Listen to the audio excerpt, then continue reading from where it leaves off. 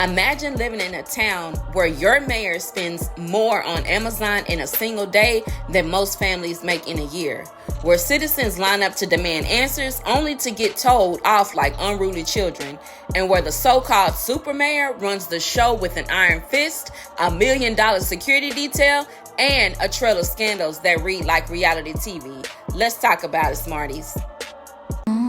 Mirrors crack, but I still rise. I'm master truth, no more disguise. I'm not your shadow, I'm the flame. Breaking the cycle, breaking the chain.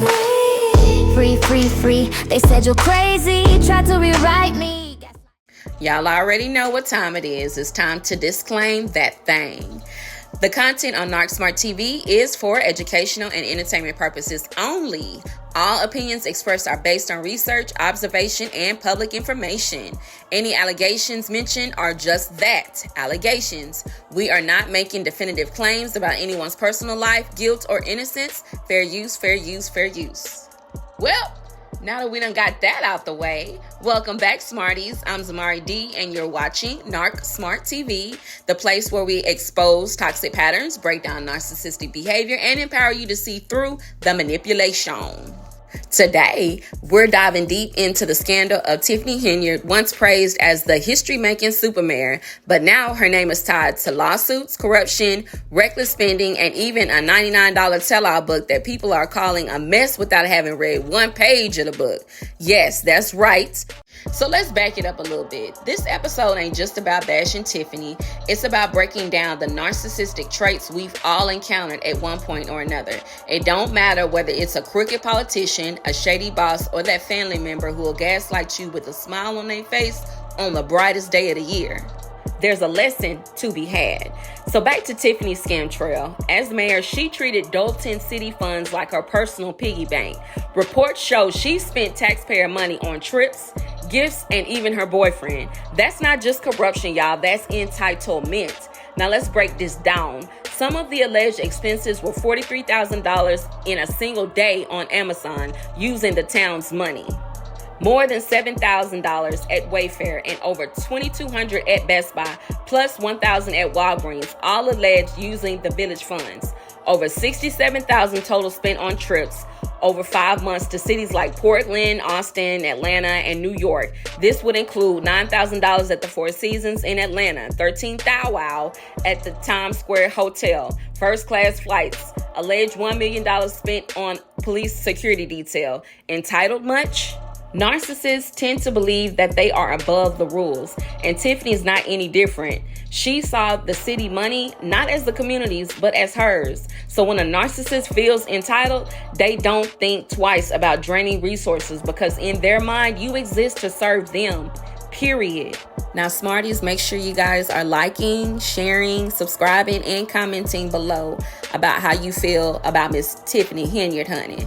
Now, let's move to her latest hustle, which is the infamous $99 book called Standing on Business. Miss Girl, wasn't Michelle Obama's book cheaper than $99? Child, anyway. Tiffany framed the comeback book as her truth and her way of rewriting the narrative.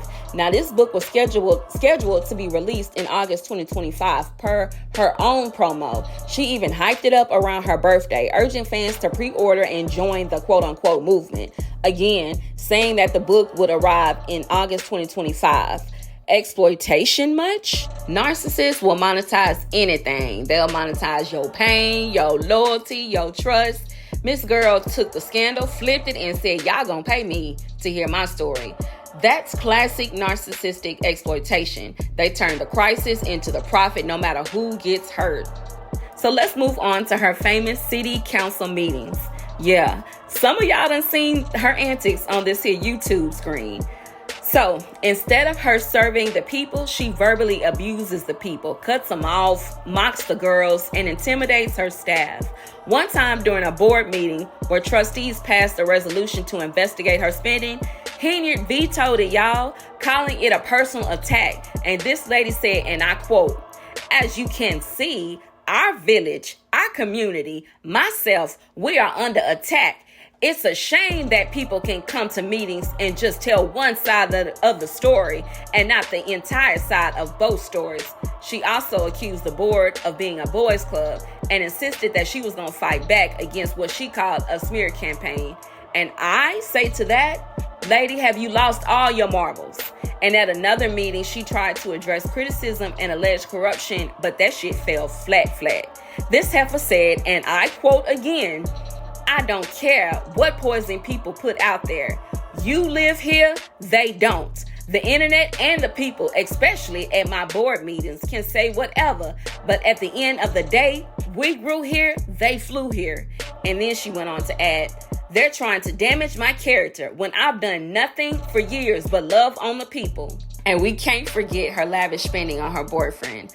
All the trips, all the perks, all on the taxpayer's dime. Mr. Kamal Woods, he had it good for a short second, and I do mean a short second. Lack of accountability much? Narcissists rarely take responsibility. They'll point fingers, they'll deny, they'll deflect, anything but admit fault. And Miss Tiffany girl used public money like relationship pocket change, then tried to spin it as if critics were just haters. Sound familiar? So let's line this all up. We got entitlement, exploitation, arrogance and domination, lack of accountability. She's a narc, all right. Here's the biggest lesson. Narcissists thrive because they know how to charm. They know how to spin situations gone wrong, and they know how to silence people. But once you recognize the patterns, you take away their biggest weapon, and that's your blind trust. Tiffany's scandal is messy, but it's also a mirror. It shows us what happens when unchecked narcissism takes hold in leadership. So, what do y'all think? Is Tiffany just another crooked politician or the perfect case study of narcissism on display? I need y'all to drop your thoughts in the comments, because at Narc Smart TV, we don't just spill tea, hunty. We give you the tools to spot manipulation and protect yourself from it. So until next time, stay woke, stay sharp, stay Narc Smart. It's your girl Zamari D. Peace.